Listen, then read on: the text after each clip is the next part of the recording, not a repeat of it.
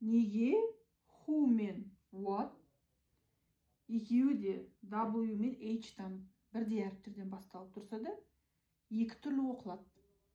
Себебін сіздерге түсіндіріп берейін, қазір. W, H-тан кейін O әрпі тұрғандықтан Х болып оқылады. Сол себепті who, кім, whom, кімге деп оқимыз. Ал мына жерге келетін болсақ, не себепті what деп тұр? Бұл жерде де W, H-тан кейін басқа дауысты дыбыстар тұр ғой.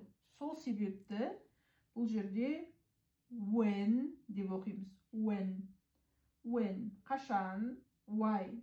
Неге? Where. Қайда деп осылай оқылады.